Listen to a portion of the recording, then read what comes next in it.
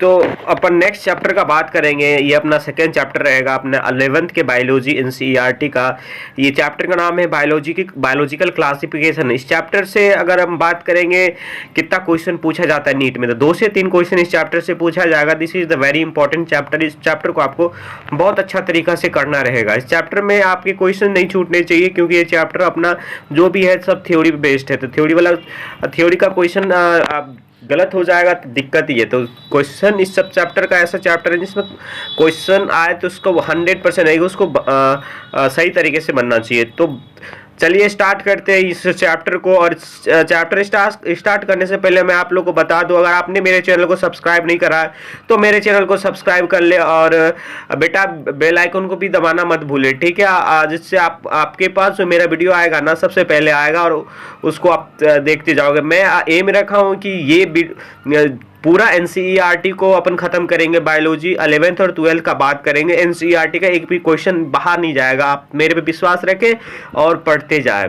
तो चलते हैं अपन वीडियो की तरफ। और इस वीडियो के डिस्क्रिप्शन बॉक्स में इस वीडियो का जो अपन बताएंगे उसका पीडीएफ होगा, उसको वहाँ से डाउनलोड कर सकते हैं पीडीएफ को। और मेरा इंस्टाग्राम आईडी होगा, वहाँ से आप इंस्टाग्राम आईडी से मेरे को फॉलो कर सकते हैं, ठीक है। और वीडियो को लाइक कर लें, और अच्छा लगे तो अपने फ्रेंड के बीच शेयर भी करें। और ठीक है, चलते अपन वीडियो के स्टार्ट करते हैं, क्योंकि भाई बड़ा सेशन हो जाएगा फिर दिक्कत हो जाएगा। तो बात करते हैं बायोलॉजिकल क्लासिफिकेशन का। देखिए क्लासिफिकेशन का जहाँ तक बात करते हैं, क्लासिफिकेशन बहुत दिन पहले से स्टार्ट हुआ था। बहुत दिन पहले का बात करते हैं, द एंशिएंट टाइम। और वो साइंटिफिक बेसिस पे नहीं था, ठीक है। वो तो अपना यूज़ करते थे, जो भी जैसे जो भी जीव का जो भी ऑर्गेनिज्म का यूज़ करते थे ना, उसके अनुसार उसको अपन क्लासीफाई कर देते थे। जैसे अपन बात करते थे, जैसे कपड़ा मिलता था उसको क्लोथिंग के लिए कर दिए, जिससे खाना मिलता था उसको फूड के लिए कर दिए। तो ये इस पर डिपेंड करता था वो। लेकिन सबसे पहला अगर बात करेंगे कि सबसे पहला अगर कोई भी साइंटिफिक बेसिस पे अगर क्लासिफाई किया था किसी भी ऑर्गेनिज्म को, वो था अपना एरिस्टोटल साहब। एरिस्टोटल साहब जो कहा था, जो है ना, बोला था कि ट्रीज जो होता है, सॉरी प्लांट जो होता है उसको 3 पार्ट में बांटा था, ट्रीज, सब्स और हर्ब्स, ठीक है। प्लांट को कितने पार्ट में बांटा था भाई? ट्रीज, सब्स और हर्ब्स। और एनिमल को 2 पार्ट में बांटा था, red blooded and without red blood, जिसके पास लाल खून था और जिसके पास लाल खून नहीं था। प्लांट को कितने भाग में बांटा था भाई? एरिस्टोटल साहब सबसे पहले अर्लीस्ट क्लासिफिकेशन अगर साइंटिफिक बेसिस पे बात किया जाए वो एरिस्टोटल साहब ने दिया था। और प्लांट को 3 पार्ट में बांटा था। पहला था ट्रीज, दूसरा था सब्स और तीसरा था हर्ब्स। और उसी का बात करेंगे, एनिमल को 2 पार्ट में बांटा था, रेड ब्लडेड और रेड ब्लडेड और विदाउट रेड ब्लडेड। अब बात करेंगे कि एरिस्टोटल साहब का क्लासिफिकेशन जो था वो आर्टिफिशियल क्लासिफिकेशन। अभी नेक्स्ट चैप्टर का जहां तक बात करेंगे, जो कि अपना चैप्टर आने वाला है इससे नेक्स्ट वाला, जो कि प्लांट किंगडम का बात करेंगे, उसमें ये सब आपको अच्छा से रहेगा कि एरिस्टोटल साहब जो है आर्टिफिशियल क्लासिफिकेशन। और बेंथम और हुकर का बात करेंगे, बेंथम और हुकर साहब जो था वो अपना नेचुरल क्लासिफिकेशन दिया था, उस चैप्टर का बात है। अब लीनियस साहब आया था, आपको पता है कि बायनोमियल नोमेनक्लेचर लीनियस साहब ने दिया था। और ये 2 किंगडम क्लासिफिकेशन भी लीनियस साहब दिया था। बताया था कि प्लांटी और एनिमालिया जो 2 किंगडम क्लासिफिकेशन कौन दिया था? लीनियस साहब। और इस बात को याद रखें कि ये जो अपना प्लांटी और एनिमालिया है, अभी तक जितने भी क्लासिफिकेशन हो चुके हैं सब में कांस्टेंट है। ये दोनों किंगडम अभी तक सब में कांस्टेंट बना हुआ है और इसको कोई नहीं हटा सका, ठीक है। इस बात को भी याद रखें। क्वेश्चन पूछ सकता है कि which kingdom is constant ever for any classification, वो क्या होगा इसका आंसर? प्लांटी या एनिमालिया, दोनों में अगर कोई एक ऑप्शन होगा तो उस ऑप्शन को आप चूज कर सकते हैं, ठीक है। अब नेक्स्ट बात करते हैं कि ड्रॉबैक लीनियस साहब क्लासिफिकेशन का क्या क्या था। देखिए ये एनसीईआरटी में अच्छा से इसका दिया हुआ है कि ये जो होता है यूकार्योटिक और प्रोकार्योटिक को नहीं बता भाई, ये बेसिक था, इसमें कहाँ से पता चलेगा यूकार्योटिक कौन है और प्रोकार्योटिक कौन है। अब बात करेंगे यूकैरियोटिक क्या होता है और प्रोकैरियोटिक क्या होता है। देखिए यूकैरियोटिक और प्रोकैरियोटिक समझने से पहले सबसे पहले अपन समझेंगे प्रोकैरियोटिक क्या होता है। प्रोकैरियोटिक वो ऑर्गेनिज्म होता है जिस ऑर्गेनिज्म के सेल ऑर्गेनल में सेल मेम्ब्रेन नहीं होता, इन द सेंस कि उसमें सेल मेम्ब्रेन सेल ऑर्गेनल्स में नहीं होता है। जैसे सेल ऑर्गेनल्स में न्यूक्लियाई भी आता है, अगर बात करेंगे वहाँ पे माइटोकॉन्ड्रिया भी आता है, राइबोसोम्स भी आता है, तो राइबोसोम्स का बात ही नहीं करेंगे।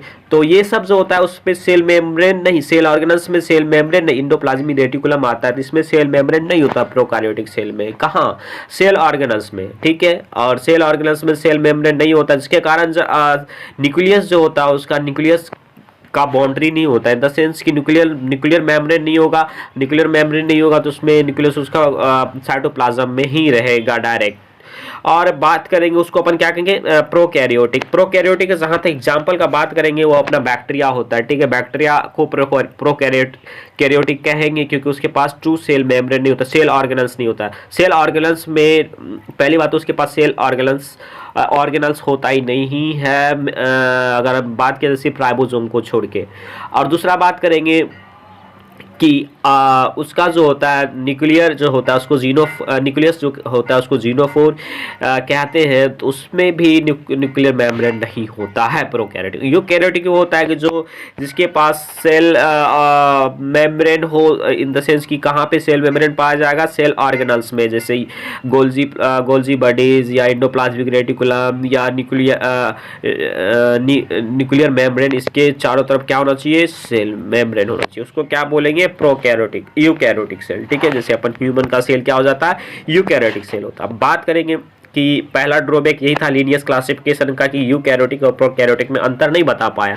अब दूसरा बात करें कि ये यूनिसेलुलर ऑर्गेनिज्म और मल्टीसेलुलर ऑर्गेनिज्म का भी बात नहीं किया था, ठीक है, डिफर नहीं कर पाया। अब तीसरा जो होगा फोटोसिंथेटिक, जैसे ग्रीन अलगी का बात करेंगे, फोटोसिंथेटिक ग्रीन अलगी होता है उसका बात करेंगे।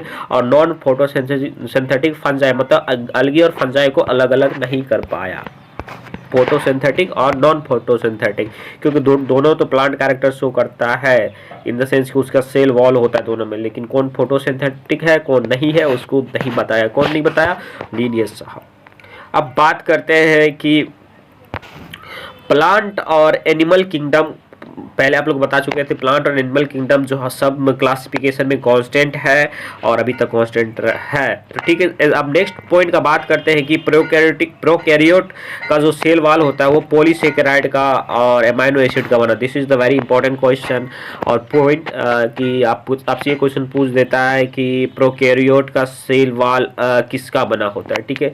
तो आप यहाँ से लेट कर सकते P for prokaryotic, P for polysaccharide और एमाइनो एसिड। भाई पॉलीसेकेराइड के साथ क्या होना चाहिए, एमाइनो एसिड। इस बात को याद रखें कि आपका जो प्रोकैरियोट का सेल वाल होता है वो किस चीज़ का बना होता है, पॉलीसेकेराइड और एमाइनो एसिड। इसी कहते हैं भाई म्यूकोपेप्टाइड, म्यूरिन प्लस पेप्टिडोग्लाइकेन होता है जनरली पॉलीसेकेराइड में, और एमाइनो एसिड का बात करते हैं ये क्या होता है, म्यूरिन प्लस पेप्टिडोग्लाइकेन।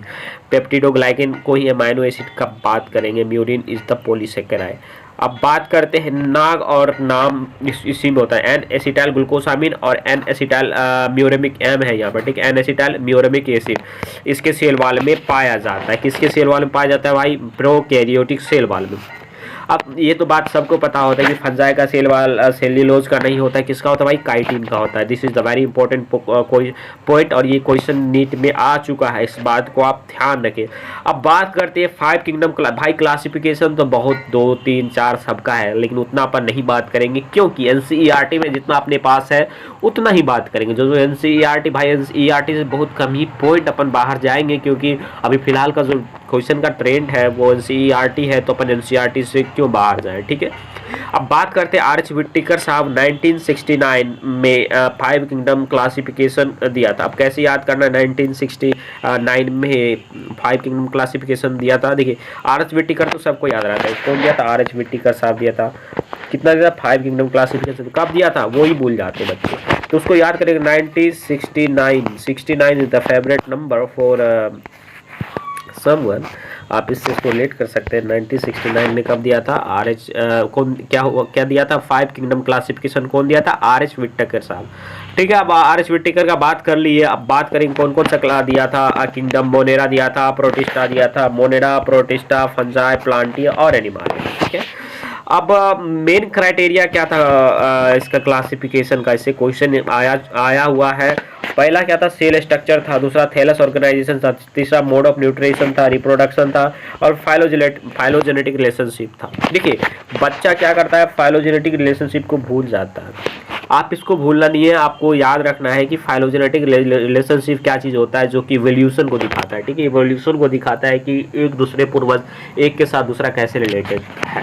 उसको भी दिखाता है। तो फाइलोजेनेटिक रिलेशनशिप को दर्शाता है। क्वेश्चन आया जो of the following is not criteria for the classification of आर्चबिट्टी कर्व, उसमें इसमें सब ऑप्शन दिया हुआ था, जिसके कारण क्वेश्चन बोनस गया था अपना। ठीक है, बात करते हैं अर्लियर क्लासिफिकेशन का। जो सबसे पहले क्लासिफिकेशन हुआ था, जो कि एनिशियन टाइम का बात करेंगे, bacteria, blue green algae, fungi, mosses, fern, gymnosperm, angiosperm, सबको प्लांटी में रख दिया गया था, क्योंकि सबके पास क्या था, सेल वॉल था।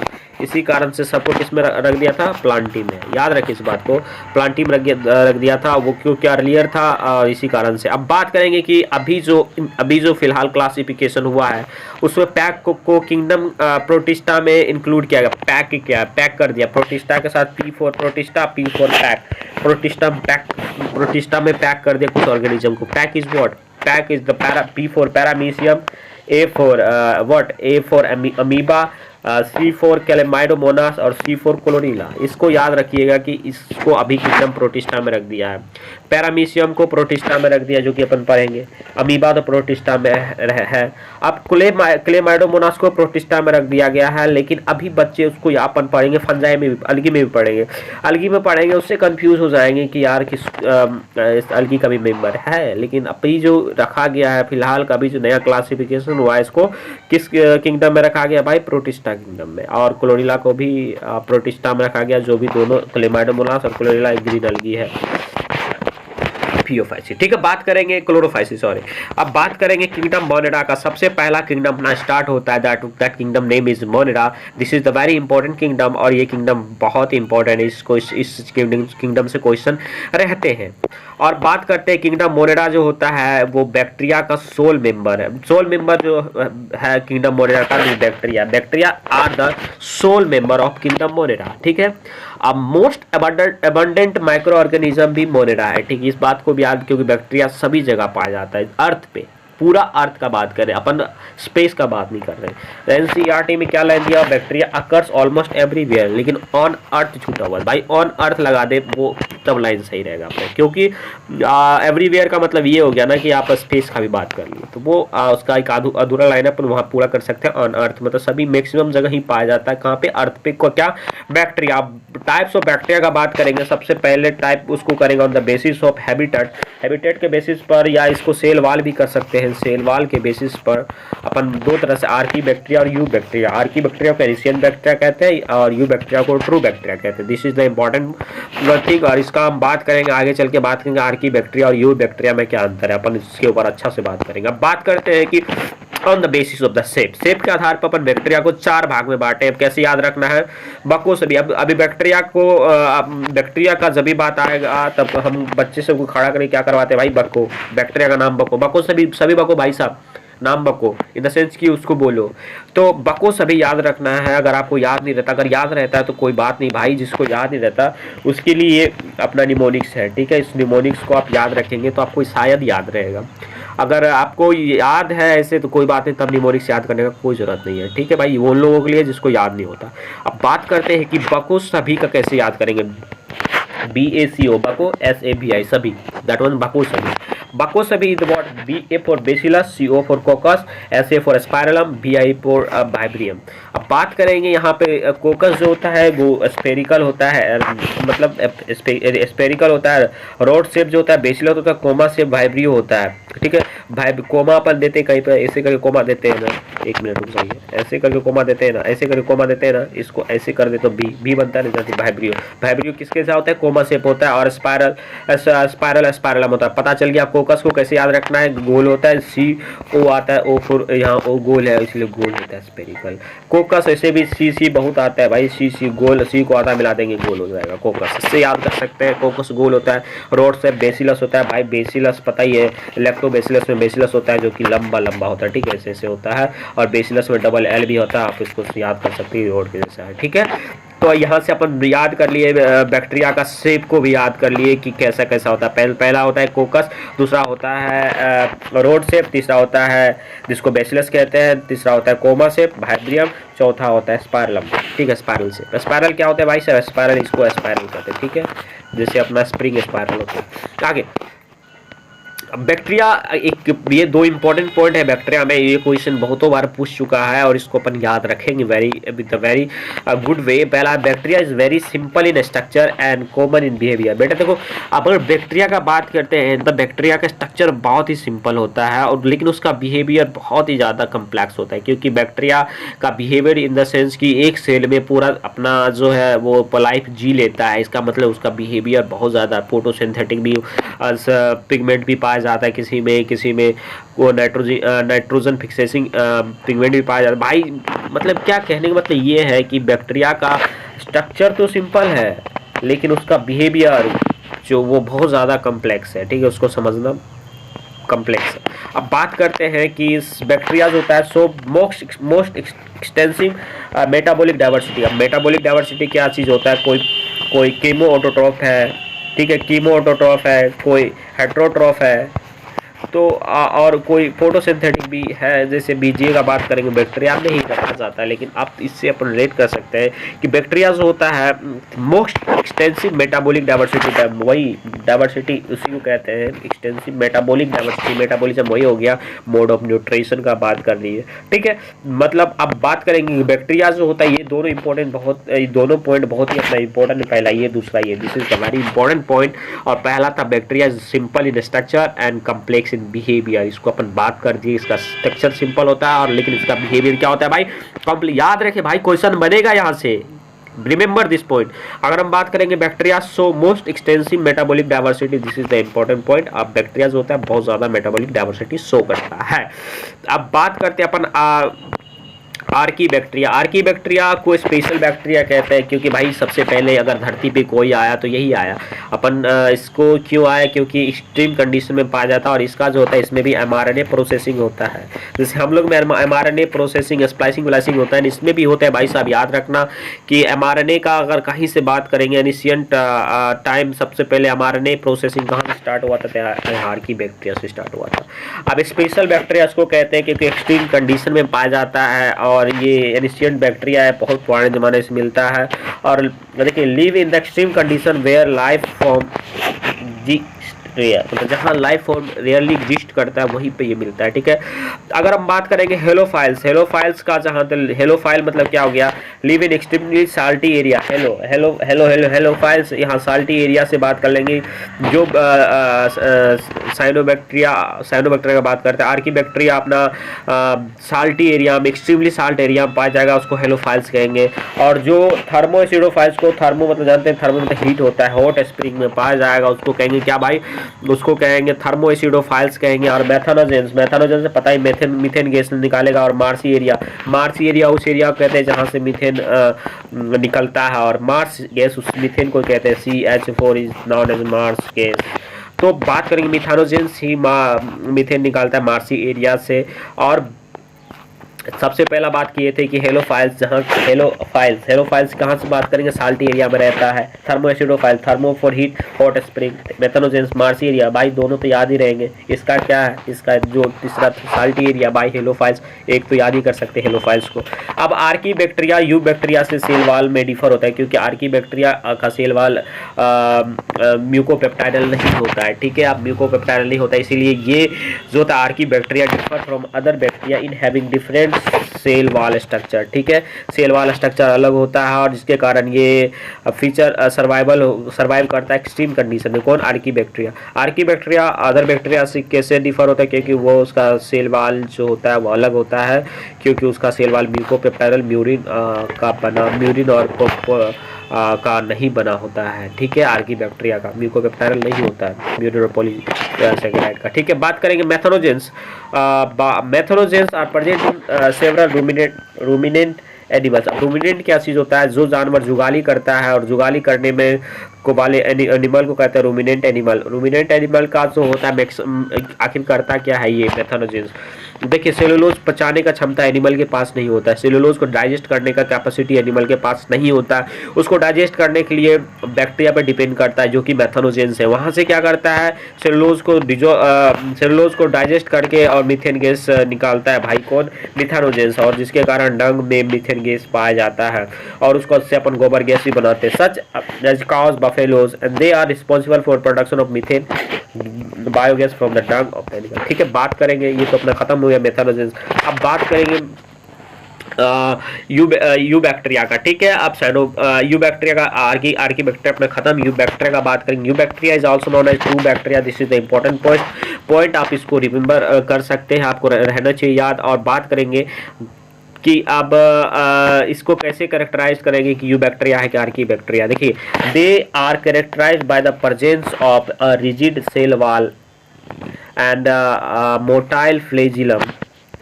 ठीक है, मतलब मोटाइल क्या, कैसे उसको करेक्टराइज करेंगे, क्योंकि उसके पास एक रिजिड सेल वाल होना चाहिए और एक फ्लेजिला होना चाहिए। ठीक है, तो फ्लेजिला होना चाहिए, तो इससे अपन यू बैक्टीरिया को पता कर सकते हैं। कुछ बैक्टीरिया होता है जिसके पास फ्लेजिला नहीं होता है, जैसे कोकाई का बात करेंगे। मैक्सिमम क्या होता है, उसका सेल वाल से पता चलता है। सेल वाल अगर पेप्टिडोग्लाइकेन का बना होता है, इन द सेंस कि म्यूरेमिक एसिड और पेप्टिडोग्लाइकेन का बना होता है, उसको म्यूकोपेप्टाइडल कहते हैं, तो उसको कहेंगे क्या, यू बैक्टीरिया के अंदर नहीं बना हुआ है, सिंगल सेल है, तो और एक्सट्रीम कंडीशन में रह रहा है, तो वो अपना हो जाएगा आर्की बैक्टीरिया। अब cyanobacteria is very important organism. ये इसमें जो होता है, इसका साइनोबैक्टीरिया में क्लोरोफिल ए होता है। जैसे ग्रीन प्लांट में क्लोरोफिल ए पाया जाता है, उसी प्रकार से इसमें भी क्लोरोफिल ए होता है, जो कि फोटोसिंथेटिक इन नेचर होता है। बात करेंगे साइनोबैक्टीरिया जो होता है, याद रखें, बैक्टीरिया है तो यूनिसेलुलर होगा और कॉलोनियल होता है और फिलामेंटस होता है। भाई कॉलोनी में रह सकता है या फिलामेंटस रह सकता है। मतलब देखिए, यूनिसेलुलर होता है तो अपना अकेला भी रह सकता है, सॉरी अकेला नहीं रहेगा, कॉलोनी बना कर रहेगा। कॉलोनी बना लिए, ये कॉलोनी हो गया। चाहे फिलामेंट बना लिए, ऐसे फिलामेंट बना के, मतलब एक के साथ एक फिलामेंट बना लिए, ये फिलामेंटस हो गया। ठीक है, तो कॉलोनी में भी रह सकता है, फिलामेंट में भी रह सकता है, मेराइन भी होता है या टेरेस्ट्रियल। मेराइन मतलब हो गया जो कि समुद्र में भी रह सकता है या धरती पे भी रह सकता है। Terrestrial which is found on the soil, धरती। अब बात करते हैं, the colonies are generally surrounded by the gelatinous set. अब क्या होता है कि साइनोबैक्टीरिया का जो कॉलोनीज होता है वो सराउंडेड होता है जिलेटिनियस सीट से, जिसका एक कलर आ जाता है, ग्रीन कलर आ जाता है, जो कि ब्लूम इन पॉल्यूटेड वाटर करता है। मतलब जो पॉल्यूटेड वाटर होता है उसमें ब्लूमिंग का बात करेंगे, कलर आ जाना, उसको ब्लूम कहते हैं। जो पॉल्यूटेड वाटर में अगर को ब्लूम हो रहा है, तो उसमें कलर आ रहा है। कलर किसके कारण आ रहा है, ऑर्गेनिज्म के कारण आ रहा है। जहां तक ब्लूम का बात करेंगे, वो साइनोबैक्टीरिया के कारण भी होता है, और आगे पढ़ेंगे डायनोफ्लैजेलेट के कारण भी होता है। अपन इस बात को भी याद रखेंगे कि ब्लूमिंग का पहला केस यहाँ पर साइनोबैक्टीरिया को से भी होता है, जिसके कारण वाटर पॉल्यूटेड वाटर से ब्लूम हो जाता है, इन द सेंस की कलर्ड हो जाता है, ग्रीन कलर का हो जाता है, और पॉल्यूटेड वाटर में ये पॉल्यूशन को दिखाता है। ठीक है, अब नाइट्रोजन फिक्सेशन करने वाला साइनोबैक्टीरिया का अगर होगा तो उसके पास हेट्रोसिस्ट होता है। हेट्रोसिस्ट उसी के पास होगा जो कि नाइट्रोजन फिक्सेशन करेगा। ठीक है, हेट्रोसिस्ट क्या चीज होता है, अभी एनसीईआरटी का आपको खोल के उसका एक फिगर दिखा देते हैं, आपके लिए सही रहेगा। देखिए, हेट्रोसिस्ट क्या चीज होता है, ये अपना कोकाई हो गया। शेप ऑफ बैक्टीरिया का जहाँ तक बात किए थे, ये अपना कोकाई हो गया। यहाँ से ये कोकाई है, ये बेसिलस है, स्पाइरलम है, ये वाइब्रियो है। ठीक है, ये तो अपना शेप ऑफ द बैक्टीरिया हो गया। अब देखिए, ये अपना साइनोबैक्टीरिया है। देखिए यहाँ हेट्रोसिस्ट है। ये हेट्रोसिस्ट जो होता है उसमें कुछ इंजाइम्स होते हैं, जिसके कारण वो क्या करता है, नाइट्रोजन फिक्सेशन करता है। अब कौन कौन सा साइनोबैक्टीरिया जो होता है वो क्या करता है, अपना नाइट्रोजन फिक्सेशन करता है। तो उसका एक तरीका याद करने का, क्या तरीका है भाई याद करने का, देखिए उसका तरीका ये है, एक मिनट,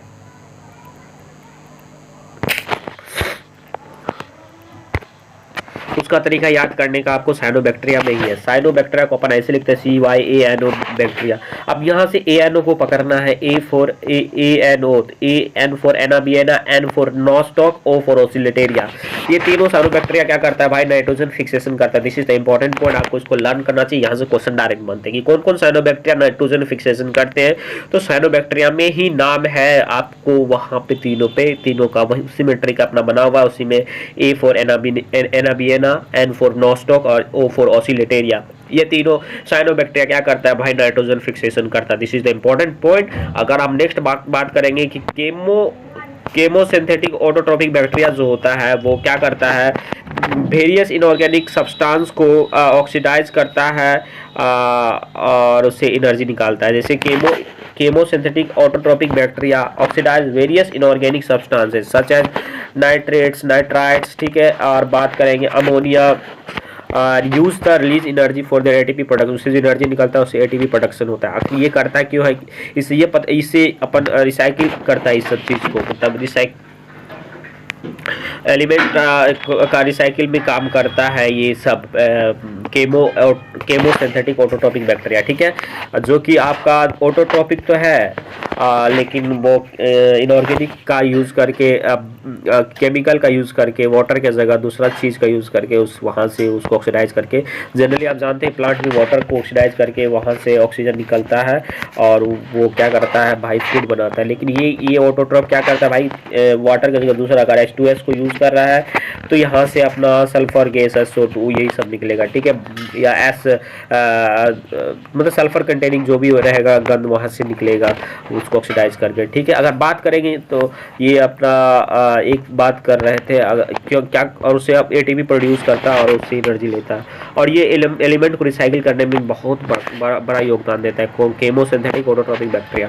अब बात करेंगे ये नोट पॉइंट देखिए, chemosynthetic autotrophic bacteria play a great role in recycling nutrient like nitrogen phosphorus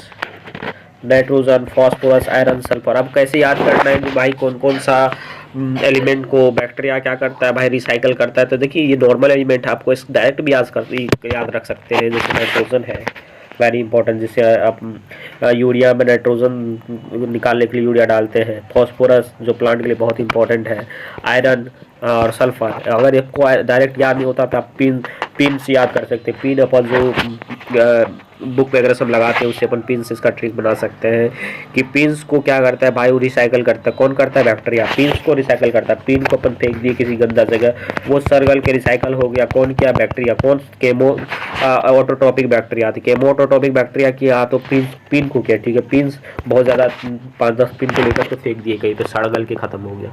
यहाँ से P for phosphorus, I for iron, N for nitrogen, S for sulphur, इससे अपन इसे रिलेट कर सकते हैं कि पिन को सड़ा गला करके बर्बाद कर दिया। Pin is the mnemonics for this, इसके लिए पिन्स निमोनिक से याद करने का तरीका आप इसको याद कर सकते हैं या डायरेक्ट भी याद कर सकते हैं। आपका दिमाग जैसे टैली करता है, जैसे आपका दिमाग चाहता है याद करना जल्दी याद होता है आप वैसे याद करेगा, डायरेक्ट याद होता है तो डायरेक्ट याद होता है। पिन्स याद रखें कि अगर डायरेक्ट याद होता है पिन्स को क्या करेंगे, पिन्स को ले जाएंगे अपन फेंक देंगे, वो सरगल जाएगा, वहाँ से रिसाइकल हो जाएगा जो चीज़ क्या रिसाइकल करेंगे अपन, फॉस्फोरस रिसाइकिल करता है bacteria, chemo autotrophic bacteria, I for iron, N for nitrogen, S for sulphur, ठीक है, ये चीज़ याद रखेंगे अपन, ये अपना तरीका था याद करने का। अब देखिए heterotrophic bacteria are most abundant in nature, देखिए सबसे ज़्यादा अगर बात करेंगे कि नेचर में कौन पाया जाता है, हेटरोटॉपिक बैक्टीरिया पाया जाता है। एक चीज़ याद रखेंगे कि बैक्टीरिया को ओमनी प्रजेंट भी कहते हैं, ओमनी प्रजेंट उसको कहते हैं कि सभी जगह पाया जाता है, ओमनी प्रजेंट अगर बात करेंगे तो वो सब जगह पाया जाएगा, ठीक है। बैक्टीरिया को क्या कहेंगे भाई, ओमनी प्रजेंट कहेंगे, this is the important point. अगर हम बात करेंगे कि the majority of heterotrophic bacteria are decomposer, majority का बात करेंगे हेटरोटॉपिक बैक्टीरिया डीकम्पोजर। डीकम्पोजर क्या चीज़ होता है भाई, डीकम्पोज करता है, सराता गलाता है जो चीज़ को, जैसे कोई जानवर मर गया चाहे प्लांट का पत्ता सड़ रहा है तो कौन कर रहा है भाई, बैक्टीरिया फंजाई मिल करके कर रहा है। तो मैक्सिमम बैक्टीरिया क्या होता है, डीकम्पोजर होता है। अगर हम दूध से दही बना रहे हैं तो वो भी बैक्टीरिया करता है, लैक्टोबैसिलस, जो कि एक बेसिलस है, बेसिलस मतलब समझ गए, बेसिलस मतलब समझ रहे हैं आप, रोड सेप, ठीक है। अब बात करेंगे नेक्स्ट एंटीबायोटिक्स भी बनाते हैं, एंटीबायोटिक्स अभी बैक्टीरिया से बहुत ज़्यादा एंटीबायोटिक्स बन रहे हैं और एंटीबायोटिक्स का भी निर्माण करते हैं। जैसे अपन बात करेंगे सिरिचा कोलाई से, नहीं छोड़िए उस, अब वो नेक्स्ट चैप्टर का बात है, नेक्स्ट चैप्टर में करेंगे। नाइट्रोजन जैसे नाइट्रोजन फिक्सेशन करता है लेग्यूम प्लांट में, यानी फ्री नाइट्रोजन फिक्सेशन भी होता है कुछ, तो ये सब अपना बैक्टीरिया का रोल है। Some are the pathogen cause disease in human, crop, animal, pets, ये सब में डिजीज भी करता है क्योंकि बैक्टीरिया डिजीज कॉजिंग होता है। अब बैक्टीरियल डिजीज का जहाँ तक बात करेंगे, कोलेरा है भाई, कोलेरा, टाइफाइड, टेटनस, ये सब इंसान में होता है। सिट्रस कैंसर प्लांट का है और ट्यूबरकुलोसिस हम लोग में होता है। गोनेरिया, सिफिलिस, ये सब क्या कौन सा बैक्टीरियल डिजीज, कुछ देखिए एनसीईआरटी में सिर्फ cholera, typhoid, tetanus, citrus canker था, ठीक है। हमने अपने तरफ से ट्यूबरक्लोसिस, क्योंकि आगे पढ़ेंगे ट्यूबरक्लोसिस के बारे में, गोनीरिया जोड़ दिया और सिफिलिस जोड़ दिया, ये पढ़ेंगे आगे है इसके बारे में एनसीईआरटी में, तो हमने अलग से इसको जोड़ा। आप इसको याद कर ले क्योंकि यहाँ से क्वेश्चन बनता है कि which of the following is bacterial disease, दे देगा 3-4 और उससे पूछ लेगा कि बैक्टीरियल डिजीज कौन है। तो कॉलेरा है, टाइफाइड है। भाई कॉलेरा का क्या है, कॉलेरा तो पता ही रहता है सबको कि बैक्टीरियल है। टाइफाइड भी, जो टाइफाइड में क्या होता है पता ही है कि आजकल मैक्सिमम टाइफाइड हो ही जाता है।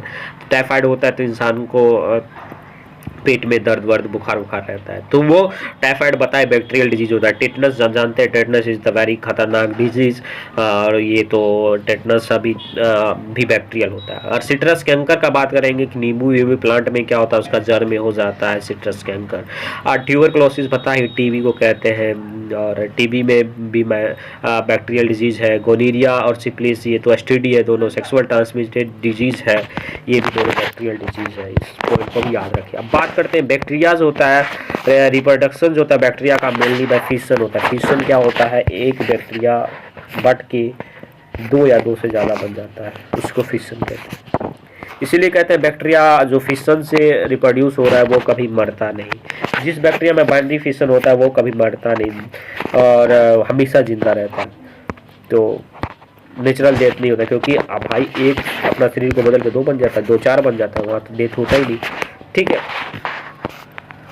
अब बात करेंगे bacteria reproduce mainly by fission, समझ चुके हैं। Some time under unfavourable condition they produce spore. Spore unfavourable condition होता है कभी कभी, तो स्पोर बना लेते हैं। स्पोर क्यों बनाता है, क्योंकि उसका सेल वॉल, उसका रेसिस्टेंस बहुत ज़्यादा रेसिस्ट होता है इन्वायरमेंट से, तो वो रेसिस्ट होता है इन्वायरमेंट के विरुद्ध, तो वहाँ से स्पोर बना लेते हैं कुछ। अब बात करेंगे कि बैक्टीरिया का रिप्रोडक्शन सेक्सुअल रिप्रोडक्शन से भी होता है। They also reproduce by sort of sexual reproduction by adapting primitive type of DNA transfer from one bacteria to another bacteria. इसको कहेंगे अपन कंजुगेशन बनाता है, कंजुगेटरी ट्यूब बनाता है, इसको कंजुगेशन कहते हैं। ठीक है, एक ट्रांसडक्शन भी होता है, तो उसका बात करेंगे।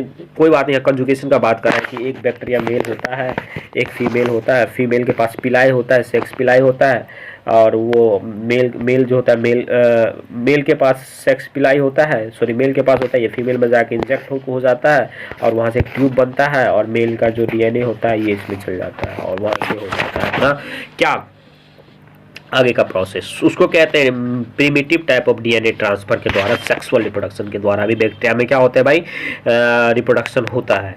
अब तब बात करेंगे तब माइकोप्लाज्म। माइकोप्लाज्म बहुत ही ज़्यादा इम्पोर्टेंट चीज़ है, क्योंकि भाई माइकोप्लाज्म से बहुत क्वेश्चंस बनते हैं। Mycoplasma is very important bacteria, क्योंकि उसके पास सेल मेम्ब्रेन नहीं होता है। सेल मेम्ब्रेन नहीं होता है, सेल मेम्ब्रेन नहीं होता है, इसका मतलब ये हुआ कि उसके ऊपर कुछ एंटीबायोटिक्स है जो काम नहीं करते हैं। जैसे एम्पिसिलिन जो होता है, एम्पिसिलिन काम नहीं करता है। किसके ऊपर काम नहीं करता है भाई, माइकोप्लाज्म, क्योंकि एम्पिसिलिन उसी बैक्टीरिया पे काम करेगा जिसके पास सेल वाल होगा। सेल वाल होगा वो बैक्टीरिया पे काम करेगा, क्योंकि वो सेल वाल को ही बर्बाद कर देता है एम्पिसिलिन।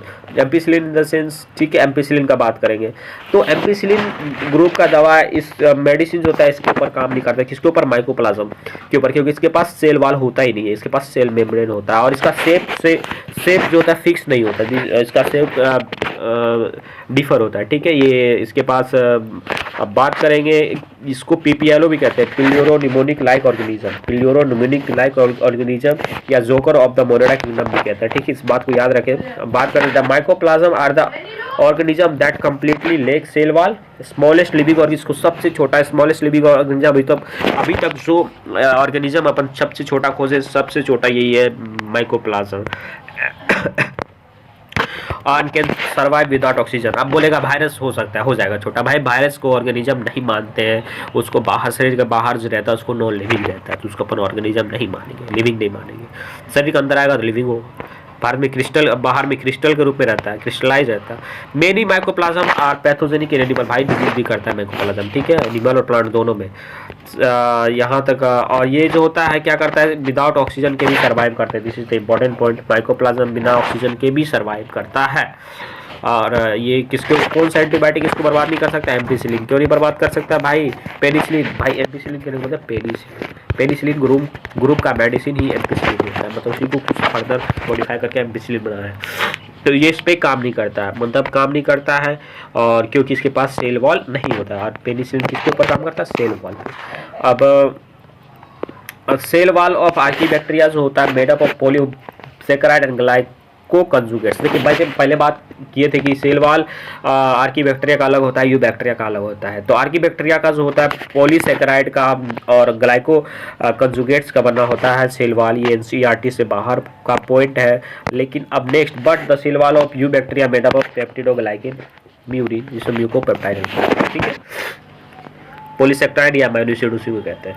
तो यहाँ से आप याद कर सकते हैं कि सेल वॉल आर्कीबैक्टीरिया किससे बना होता है? पॉलीसेक्राइड और ग्लाइकोप्रोटीन का बना होता है। ये कुछ बार का पॉइंट है, इसको याद रख सकते हैं।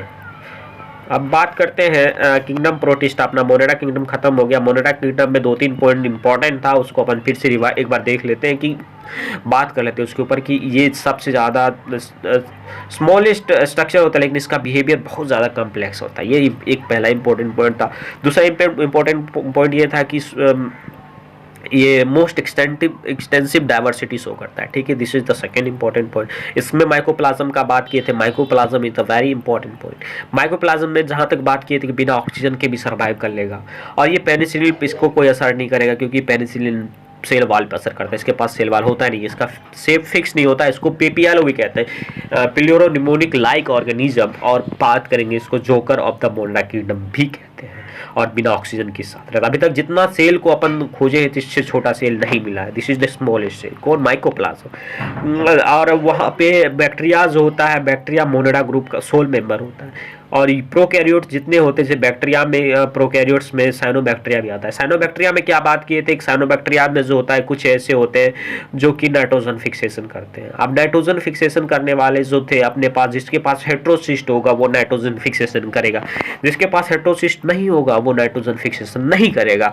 और नाइट्रोजन फिक्सेशन करने वाले साइनोबैक्टीरिया का नाम भी याद करे थे, जिसमें साइनो याद किए थे कि ANO, AN for Anabaena, N for Nostoc, O for Oscillatoria जो होता है वो अपना क्या करता है? नाइट्रोजन फिक्सेशन करता है। ये सब अपना इंपॉर्टेंट पॉइंट था साइनोबैक्टीरिया का। और बात करेंगे कि बैक्टीरिया फिलामेंटस भी हो, साइनोबैक्टीरिया फिलामेंटस भी हो सकता है, कॉलोनी में भी रह सकता है, टेरेस्ट्रियल भी हो सकता है, एक्वाटिक भी हो सकता है। यही सब इंपॉर्टेंट पॉइंट था। और इसका क्लोरोफिल जो होता है प्लांट के जैसा क्लोरोफिल होता है, यूनिसेलुलर, मेन पॉइंट था यूनिसेलुलर होता है। और ये अपना बेटा याद किए थे कि जो होता है इसका जो ब्लूम करता है वाटर को, पॉल्यूटेड वाटर में ये ब्लूम कर लेता है, मतलब कलर दे देता है, इससे पता चलता है वाटर पॉल्यूटेड है।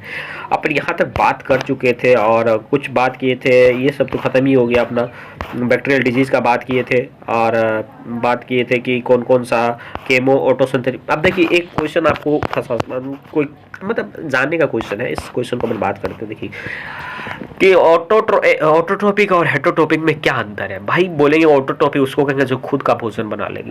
भाई अधूरा नॉलेज है ये, अपन ऐसे डायरेक्ट कैसे बोल सकते हैं कि खुद का भोजन बना लेगा ऑटोट्रोपिक। भाई इसको अभी अपने बच्चे नहीं है, बच्चे का ये सब तो जो 4th क्लास 5th क्लास में पढ़ेगा वो ऐसा बोलेगा। अपन बात करेंगे कि ऑटोट्रोपिक ये होता है ना जो इनऑर्गेनिक कंपाउंड को ऑर्गेनिक में खुद से बदल ले, ठीक है। इनऑर्गेनिक को ऑर्गेनिक, मतलब इनऑर्गेनिक जो भी एलिमेंट मिले उसको ऑर्गेनिक भोजन में खुद से बदल ले, सनलाइट के प्रेजेंस में या बिना सनलाइट के प्रेजेंस में, उसको कहेंगे क्या? ऑटोट्रोपिक। जो खुद से नहीं बदल करके ये दूसरे के ऊपर डिपेंड होगा उसको हेटरोट्रोपिक कहेंगे। This is the important point. अब बात करते हैं किंगडम प्रोटिस्टा, बहुत इंपॉर्टेंट चीज़ है ये। जितने भी यूनिसेलुलर यूकैरियोट्स थे, जिसके यूकैरियोट्स आपको बता चुके हैं कि यूकैरियोट्स उसको कहेंगे जिसका सेल ऑर्गेनल्स में सेल मेम्ब्रेन पाया जाएगा, जिसके पास well defined cell membrane present on the cell organelle. Cell organelles में न्यूक्लियस भी आता है। न्यूक्लियस के अलावा आपको क्या आता है? एंडोप्लाज्मिक रेटिकुलम भी आता है, गोल्जी कम्प्लेक्स भी आता है, ये सब आता है। तो बात करेंगे कि किंगडम प्रोटिस्टा जितने भी कंटेंट ऑल सिंपल ऑर्गेनिज्म, ठीक है। और एक क्वेश्चन इससे बार बार बनता है कि किंगडम प्रोटिस्टा का जो होता है बाउंड्री फिक्स नहीं है। Boundary of this kingdom not defined. देखिए इसमें क्या होता है कि आप प्लांट सेल को भी रखा गया है, एनिमल सेल भी रखा गया है, तो मतलब दोनों मिला के इसमें रखा गया भाई। तो दोनों जब रखा गया है तो इसका जो एक कहेंगे कि फिक्स कर देंगे बाउंड्री की यहाँ तक इसमें कर सकते नहीं, इसका जो एक बाउंड्री अनफिक्स जो भी यूकैरियोटिक सेल चाहे प्लांट का होगा चाहे एनिमल का होगा, अगर वो यूनिसेलुलर है यूकैरियोटिक है उसको अपन प्रोटिस्टा में रख देंगे। या तो ये फोटोसिंथेटिक भी हो सकता है या आप बात करेंगे ये अपना नॉन फोटोसिंथेटिक भी हो सकता है, हेटेरोटॉपिक भी हो सकता है। ठीक है, तो यहाँ तक बात कर चुके हैं। ये इसका एक मेन इंपॉर्टेंट पॉइंट इस बात पे याद है कि boundary of this kingdom is not defined well defined. ठीक है, अब बात करते हैं all single celled eukaryotic are placed in Protista. इस बात को पहले अपन बात कर चुके हैं इसके ऊपर। Member of Protista are primarily aquatic, क्योंकि भाई सिंगल सेल है तो उसको मूवमेंट के लिए तो उसको एक्वेटिक होना चाहिए और एक्वेटिक ही रहता है प्रिमिटिव टाइप का, क्योंकि आपको पता है लाइफ अगर ओरिजिनेट कहीं भी हुआ था तो सबसे पहले वाटर में हुआ था। इस बात को भी याद रखें। और ठीक है, आगे पढ़ेंगे इवोल्यूशन में सब के बारे में अच्छा से सब चीज़ बताएंगे अपन, सब चीज़ बात करेंगे। The kingdom forms link with other dealing with plant animals and fungi. देखिए क्या किंगडम, इस किंगडम में तो सब आता है ना, प्लांट भी आता है, एनिमल्स भी आता है, फंजाई का पार्ट भी आता है। तो मतलब ये अगर यूकैरियोटिक है तो सबका पार्ट आएगा, तो ये लिंक करता है। ठीक है, लिंक हो गया ना लोग उन सब किंगडम के साथ में, मतलब प्लांट इनको एनिमल से भी लिंक कर दिया, फंजाई मतलब सबको एक दूसरे से लिंक करता है। दिस इज इसको लिंकेज। अब इसका टाइप्स पढ़ेंगे। देखिए इस टाइप्स इसका बहुत होता है, लेकिन कुछ टाइप्स इस बुक में अपने पास एनसीईआरटी में दिया गया है, तो उसी टाइप्स को पढ़ेंगे, क्योंकि पता ही है कि इसका बाउंड्री फिक्स नहीं है, तो इस पर टाइप्स बनाना इसका एक उतना ज़्यादा आसान काम नहीं है। तो अब बात करेंगे सबसे पहले क्राइसोफाइट्स का। क्राइसोफाइट्स जो सब दिया गया उसको बात करेंगे। तो क्राइसोफाइट्स जो होता है डाइटम्स और गोल्डन अलगी को कंटेन करता है। डाइटम्स और गोल्डन अलगी को डेस्माइट्स कहते हैं। इस बात को याद रखिए, गोल्डन अलगी क्या कहते हैं भाई, डेस्माइट्स कहते हैं। डेस्माइट्स यूनिसेलुलर होगा दोनों, जब यूनिसेलुलर प्रोटिस्टा यूनिसेलुलर है तो यूनिसेलुलर का बात करेंगे। अब बात करेंगे found in water as well as in marine. देखिए फ्रेश वाटर में मिलता है और मेराइन वाटर दोनों में मिलता है। ये इतना इंपॉर्टेंट पॉइंट नहीं था, लेकिन तब पर भी most of them are photosynthetic. ये जो होता है क्राइसोफाइट्स का जो बात करेंगे वो फोटोसिंथेटिक होता है। ठीक है, अब diatoms are like soap box. Diatoms क्या होता है, सोप बॉक्स के जैसा होता है, ऐसे एक नीचे एक ऊपर, और इसके ऊपर सिलिका का कोटिंग होता है, और सिलिका का कोटिंग होता है जिसके कारण इसका जो वॉल होता है इंडेस्ट्रक्टिबल होता है, जो कि आप भंगूर जिसको कहते हैं, चूर नहीं हो सकता है। और छूट नहीं हो सकता, इसका मतलब इससे जो होता है इसका जो डिपोजिशन हो जाता है बिलियन ईयर का बात, मिलियन का बात नहीं, बिलियन का बात करें। बिलियन ईयर किसी एक जगह जमा होते ये बहुत ज़्यादा एक धरती का निर्माण कर देता है, अर्थ का निर्माण करता है, जिसको डायटेमियस अर्थ कहते हैं। और इसका जो सॉयल होता है बहुत ही इंपॉर्टेंट होता है। सॉयल को अपन फिल्ट्रेशन में यूज़ करते हैं, चाहे उसको बहुत सिरप को फिल्ट्रेट करते हैं, ग्रेटी होता है पॉलिश में यूज़ करते हैं, यही सब यूज़ करते हैं। अब देखिए इसका पढ़ते क्या चीज़ है। Diatoms are like soap box and their cell have silica, cell wall have silica, cell wall sorry, due to silica the massive deposition of diatoms from diatomaceous earth. मतलब सिलिका का मासिव डिपोजिशन हो जाता है तो वहाँ पे डाइटेमियस अर्थ billion year के बाद। ठीक है, अब बात करेंगे बीइंग ग्रेटी, मतलब खुरदरा होने के कारण this soil is used in polishing filtration of oil and syrup. Polishing में करते हैं ग्रेटी होने के कारण, फिल्ट्रेशन ऑफ ऑयल करते हैं या सिरप को फिल्टर करते हैं। ठीक है, ये क्वेश्चन पूछ सकता है, इंपॉर्टेंट है। Diatoms are the chief producer of the ocean. This is the very important point, you should learn this point with a good way, because of ये पॉइंट से क्वेश्चन अपने पास बहुत बार देखा जा चुका है। तो this is the very important point. तो इस पॉइंट में अपन क्या बात करेंगे कि diatoms are the chief producer in the ocean. Ocean में क्या होता है कि भाई भोजन के लिए बहुत ही कम एक होता है जू प्लैंकटन का बात करेंगे, जो प्रोड्यूसर होता है बहुत ही कम होता है सी में, और जिसके कारण उसमें एक डाइटम्स भी आता है। चीप प्रोड्यूस करता है, प्रोड्यूसर होता है और उसको छोटा छोटा मछली खाता है और वो उसको बड़ा मछली खाता है, जिसके कारण एक चेन चलता है जिसको कहते हैं फूड चेन। फूड चेन जो चल रहा है अपना सी में, उसका एक बहुत बड़ा पार्ट होता है डाइटम्स, क्योंकि इसको ही जू प्लैंकटन खाएगा और जू प्लैंकटन बड़ा होगा तो उसकी छोटी मछली खाएगी, छोटे मछली को बड़ा खाएगा, बड़ा खाएगा, बड़ा खाएगा। ठीक है, ऐसे जाते जाएगा और चेन बनेगा जिसको फूड चेन कहेंगे। तो वहाँ का बात करेंगे कि वो डाइटम्स बहुत ही इंपॉर्टेंट प्ले रोल करता है किसमें, प्रोड्यूसर में। कहाँ पे भाई, ओशियन में। This is the important point. अब यहाँ से क्वेश्चन बनते हैं भाई, इस पॉइंट को याद रखें कि which of the following is the chief producer of the ocean. तो हाँ, ऑप्शन में एक रहेगा diatoms. Diatoms is the chief producer in the ocean. This is the important point. The diatom cell wall embedded with the silica and this wall are indestructible. Silica से होता है उसका wall जो होता है भंगूर होता है, मतलब टूटता नहीं है भाई। अब बात करते हैं diatoms floats passively in water. अब कहता है पैसिवली क्या है भाई, डाइटम्स पैसिवली वाटर में फ्लोट करता है। पैसिवली उसको कहते हैं ना कि कोई डाइटम्स अपना एनर्जी खत्म नहीं करता, मतलब वाटर उसको जहां ले जाएगा वहां जाएगा, वो वाटर के साथ चलेगा, उसको कहते हैं पैसिव। एक्टिव रहता तो भाई वाटर के विपरीत कहीं जहां मन तहां अपना जाता, खुद से जाता, उसको कहेंगे एक्टिव। लेकिन पैसिव में क्या होगा, खुद से जाएगा और पैसिव फ्लोट करेगा, ठीक है। अब बात करते हैं अपना खत्म हो गया कौन सा, क्राइसोफाइट। क्राइसोफाइट में डाइटम्स ही मेन था, अपने बुक में दिया हुआ था। गोल्डन अलगी के बारे में ज़्यादा कुछ खास है नहीं, और उसमें बात किए थे डाइटम्स का बात किए थे, और मेन क्वेश्चन क्या बताया था अपने पास, diatoms are the chief producer in the oceans. अब नेक्स्ट अपना जो पॉइंट रहेगा वो होगा dinoflagellate. This is also the very important thing. इसमें अपन एक चीज़ ज़्यादा इंपॉर्टेंट होगा, क्योंकि डायनोफ्लैजिलेट जो होता है उसका गोनिया लक्स जो होता है, गोनिया लक्स ये जो होता है वो अपना रेड टाइड्स करता है, जिसके कारण मेराइन एनिमल्स मरते हैं। उसमें केमिकल्स उसका निकलता है, इसके कारण मेराइन एनिमल्स क्या हो जाते हैं, मरते भाई साहब। अब डायनोफ्लैजिलेट एक्सक्लूसिवली मेराइन होता है। Appear yellow, green, brown, blue, red, depending जैसा पिगमेंट होगा उसके अंदर वैसा वो कलर शो करेगा।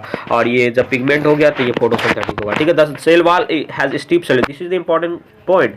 सेल वॉल के पास स्टीप सेलुलोज प्लेट होता है, सेलुलोज प्लेट के रूप में उसको सेल वॉल के ऊपर पाया जाता है, ठीक है। सेलुलोज का प्लेट होता है। The cell wall has the stiff cellulose plate on outer surface. कहाँ होता है भाई, यहाँ क्वेश्चन इनर सरफेस दे सकता है, तो वहाँ पे नहीं भाई, आउटर सरफेस, ठीक है। आउटर सरफेस पे ही होगा, क्या होगा भाई, स्टीप सेलुलोज कहाँ प्रेजेंट होता है भाई, outer surface of dinoflagellate. Cell wall of the dinoflagellate पे क्या पाया जाता है, अपना स्टीफ सेलुलोज पाया जाता है। Most of them have two flagella. देखिए टू फ्लैजिला क्या होता है, एक तो होता है ऐसे करके, ठीक है, एक होता है उसके शरीर की में धंसा हुआ, ठीक है, मतलब एक फ्यूरोम होता है, एक लॉन्गिट्यूडनल होता है। Most of them have two flagella, one lies longitudinal, मतलब पता कर दिए, और one transversely in a furrow between the wall plates. मतलब देखिए अगर ऐसा है ना, अगर गोनिया लक्स का बात करें तो एक फ्लैजिला ऐसा है, दूसरा फ्लैजिला होता है उसके अंदर का छेदा छेदा बना होता है, मतलब एक खांचा होता है, उसके अंदर फिट रहता है। तो अब रेड डायनोफ्लैजिलेट का बात करेंगे, पूछ जाता है विच of the following is red dinoflagellate, जिसको गोनिया लक्स कहते हैं, गोनिया लक्स। जो आप प्रोनाउंसिएट करना चाहते हैं, this depends on your pronunciation कि आप जो कहना चाहते हैं, गोनिया लुक्स के लक्स के, नथिंग मैटर्स। आपको सिर्फ यही मैटर करता है आपको याद है कि नहीं एग्जाम में, दिस मैटर्स, ठीक है। बात करते हैं कि red dinoflagellate Gonyaulax undergo rapid multiplication and they forms red tides. Chemical of red tides kills the marine fishes and other arthropods. This is the important part, आपको उसको याद रखना है। अब यूग्लिनाइट्स का बात करेंगे। यूग्लिनाइट्स ज़्यादा इंपॉर्टेंट है नहीं उतना, पर इसमें कुछ इंपॉर्टेंट पॉइंट है, उसको अपन बात करेंगे। मोस्टली में फ्रेश वाटर में पाया जाता है, स्टिक एंड टूका हुआ वाटर में मिलता है, चलता हुआ वाटर में नहीं पाया जाता है, मतलब ठीक है। इंस्टेड ऑफ सेल वाल, इसकी जगह यही क्वेश्चन बन सकता है, सेल वाल उसकी जगह उसके पास नहीं होता, उसकी जगह प्रोटीन रिच लेयर होता है जिसको कहते हैं पैलिकल। इसके कारण उसके बॉडी को क्या मिलता है, फ्लेक्सिबिलिटी होता है, मोड़ सकता है अपने बॉडी को, ठीक है। इस बात को याद रखें कि प्रोटीन रिच लेयर होता है जिसको क्या कहते हैं, पैलिकल कहते हैं, और वो अपने बॉडी को मोड़ सकता है। अब इसके पास भी दो फ्लैजिला होता है, एक लॉन्ग होता है, एक शॉर्ट होता है। लॉन्ग वाला जैसे अपन बात करेंगे, एक ऐसा होता है ना, एक बड़ा होता है, एक छोटा होता है, ठीक है। दो फ्लैजिला होता है, किसके पास होता है भाई, ये बात करेंगे यूग्लिनाइट्स के पास, ठीक है। ये मिक्सोट्रोपिक न्यूट्रिशन शो करता है। मिक्सोट्रोपिक न्यूट्रिशन क्या होता है, देखिए अगर सनलाइट है ना, सनलाइट है ना, तो इसके पास जो क्लोरोफिल होता है प्लांट के जैसा ही क्लोरोफिल ए होता है, ठीक है, मतलब इसका chlorophyll identical to the plant होता है। अब इस सनलाइट जो होता है उसमें फोटोसिंथेटिक होता है, भाई सनलाइट में फोटोसिंथेसिस कर रहा है, लेकिन अगर सनलाइट नहीं है, डिप्राइव्ड होता है सनलाइट, मतलब अगर सनलाइट नहीं है, विदाउट सनलाइट में ये प्रेडेशन करना, मतलब दूसरे छोटे छोटे जीव को खाना स्टार्ट कर देता है, इसी को कहते हैं मिक्सोट्रोपिक। मतलब ऑटोट्रोपिक भी है और हेटरोट्रोपिक है, दोनों इसमें मिक्स है, इसलिए कहते हैं मिक्सोट्रोपिक न्यूट्रिशन। इस बात को याद रखें। Pigments of euglena are the identical to higher plants. पहले बता चुके हैं कि पिगमेंट जो होता है यूग्लिना का हायर प्लांट के जैसा होता है यूग्लिनाइट्स का। इसका एग्जाम्पल यूग्लिना होता है। अब स्लाइम मोड का बात करेंगे, अपन बात कर दी, यहाँ ये खत्म हो चुका है, यूग्लिनाइट्स खत्म हो चुका है। अब बात करते हैं स्लाइम मोड। स्लाइम मोड को सेप्रोफाइटिक प्रोटिस्टा करते हैं। सेप्रोफाइटिक उसको कहते हैं जो कि सरा गला करके अपना भोजन करता हो, जो अपने लिक्विड के फॉर्म में, उसको कहते हैं सेप्रोफाइटिक प्रोटिस्टा। और द आगे बढ़ते, the body moves along the decaying twigs, सड़ा गला हुआ छोटा छोटा टुकड़ा, and leaves twigs and leaves engulfing organic material. क्या करता है, पहले क्या कर सब आपको बताते हैं। वो ऑर्गेनिक मटेरियल को इनगल्फ करता है। सेप्रोफाइट क्या करता है, एंजाइम छोड़ देता है, एंजाइम छोड़कर कुछ गलाता है, कुछ गला करके अपने अंदर इनगल्फ करता है और मटेरियल के रूप में और लिक्विड मटेरियल के रूप में, ठीक है, इनगल्फ कर लेता है, मतलब निकल जाता है, होता है इसका मतलब, ठीक है। Under suitable condition they form an aggregation called plasmodium. देखिए ये जो अपना होता है स्लाइम मोड जो होता है, उसका सुटेबल कंडीशन बनता है तो वो प्लाज्मोडियम बना लेता है। एक एग्रीगेशन होता है प्लाज्मोडियम जो कि कुछ फीट तक हो जाता है, वो बढ़ जाता है, मतलब फेवरेबल कंडीशन। भाई फेवरेबल याद रखना, बच्चे कंफ्यूज कर जाते हैं कि फेवरेबल था कि अनफेवरेबल था। भाई फेवरेबल में फेवरेबल है तब ना कुछ फीट तक अच्छा से उसका क्या हो गया, उसका ग्रोथ हो गया। तो फेवरेबल कंडीशन में क्या बनाता है, प्लाज्मोडियम बनाता है। Under suitable condition they form an aggregation and called plasmodium which में ग्रो और स्प्रेड ओवर सेवरल फीट। इस बात को याद रखना है। Next point, during unfavourable condition, unfavourable condition आ गया, अब क्या किया, फेवरेबल कंडीशन में प्लाज्मोडियम बना लिया। अब अनफेवरेबल कंडीशन आया ना, तो प्लाज्मोडियम के ऊपर टिप निकला, उसके ऊपर क्या निकल दिया, स्पोर बन गया उसका, और स्पोर के पास ट्रू वॉल्स होता है और वो ज़्यादा बहुत ज़्यादा रेसिस्टिव होता है। During unfavourable condition the Plasmodium differentiate and form the fruiting body on the and bears spore at the tip, ठीक है, the spore bear true wall।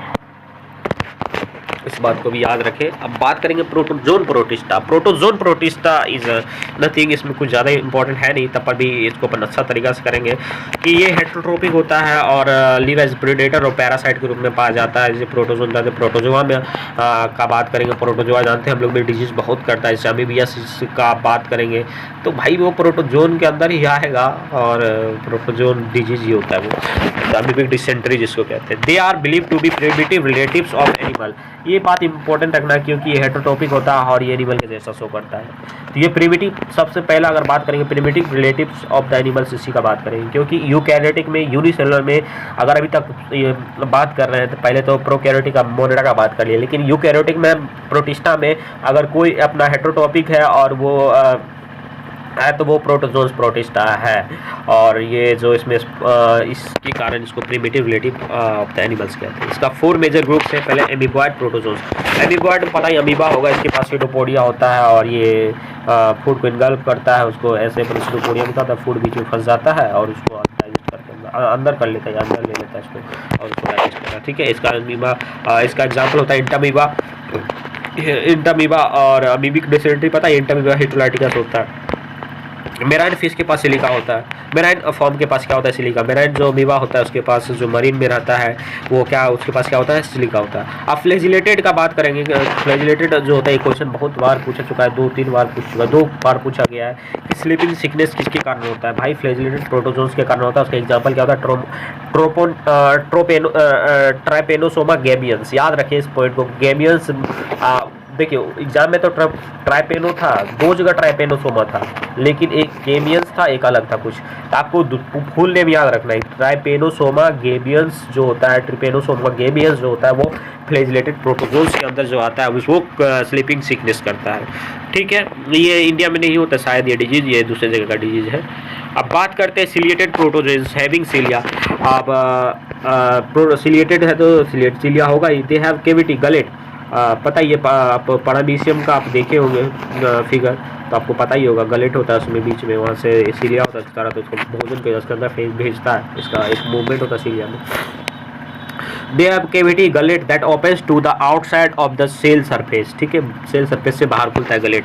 अब एक इंपॉर्टेंट पॉइंट है, सीलिया जो होता है ना, सिलिएटेड प्रोटोजोन के पास 2 न्यूक्लियस होता है। ये बहुत ही इंपॉर्टेंट पॉइंट है, इससे 2 बार क्वेश्चन नीट में आ चुके हैं अभी तक में कि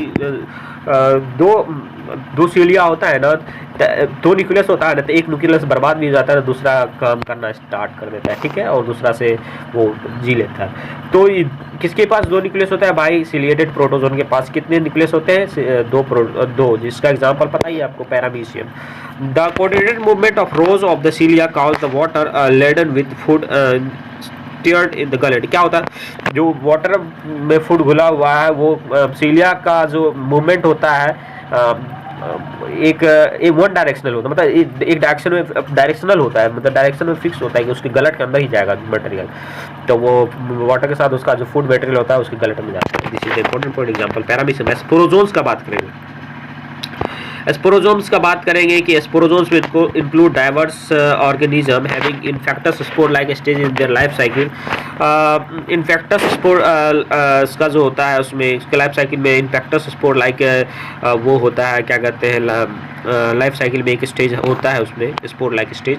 the most notorious is plasmodium. Plasmodium सबसे ज़्यादा इम्पोर्टेंट, इसमें बात करेंगे मलेरियल पैरासाइट होता है प्लाज्मोडियम, जो कि प्लाज्मोडियम मलेरिया काउज करता है। देखिए प्लाज्मोडियम का बात करेंगे तो 2-3 तरह का होता है उसमें, तो सबसे ज़्यादा खतरनाक प्लाज्मोडियम फैल्सीपेरम होता है जो कि मैलिग्नेंट मलेरिया करता है। इस बात को याद रखें। एनसीईआरटी का ही पॉइंट है दूसरे चैप्टर का।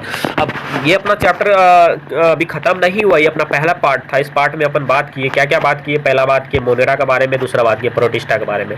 अभी जो बचा हुआ है, जो इसका क्लासिफिकेशन का जो कुछ बचा हुआ है, जैसे अपन फंजाई का बात करेंगे, प्लांटी का बात करेंगे, तो सिर्फ देखिए जैसे मोनेरा प्रोटिस्टा बात के लिए ना, इस चैप्टर में अभी सिर्फ फंजाई को अच्छा से बात करेंगे। प्लांटी एक अलग चैप्टर है, एनिमालिया एक अलग चैप्टर है, उसको अलग से अच्छा से बात करेंगे। अलग चैप्टर, जब वो चैप्टर आएगा उसको हम बात करेंगे उसमें। इसमें कुछ अब वायरसेस है, प्रायोन्स हैं, वायरवर्ड्स है और लाइकेंस है, उसको भी अपन अच्छा वहाँ से क्वेश्चन बनते हैं। वेरी इंपॉर्टेंट पॉइंट है वो सब, वहाँ से क्वेश्चन बनते ही है, तो उसको भी अपन अच्छा से बात करेंगे। इसके बाद बात करेंगे किसका, उसके बाद बात करेंगे अभी फंजाई का बात करेंगे, उसके बाद वायरस का बात करेंगे, ठीक है, वायरस, वायरियोट्स, प्रायन्स, और उसके बाद बात करेंगे लाइकेंस। तो अगर आपको ये वीडियो अच्छा लगा हो तो अपने दोस्तों को भी शेयर करें और मेरे चैनल को सब्सक्राइब कर ले, जिससे जो मेरा नेक्स्ट वीडियो आएगा आपके पास नोटिफिकेशन उसका आ जाएगा, ठीक है। और भाई साहब देखते सही हो यार, सब्सक्राइब भी करना चाहिए आपको, वो आप पे डिपेंड कर रहा है, लेकिन भाई कर लो, सही रहेगा। मैं और एक ऐसा अभी इसके बाद जैसे इसको चैप्टर करवाऊँगा ना, इस चैप्टर करवाने के बाद जो अपना प्रीवियस ईयर क्वेश्चन होगा उसको भी करवाऊंगा, तो भाई दोनों को देखना जरूरी है। आप दोनों को देखें तो आपको ज़्यादा बेनिफिट होगा, एक को देखेंगे तो उतना ज़्यादा बेनिफिट नहीं होने जा रहा है, तो आपको दोनों को ध्यान से देखें और सही तरीक़ा से करें। Thank you so much for watching, bye bye, see you in the next video, bye bye.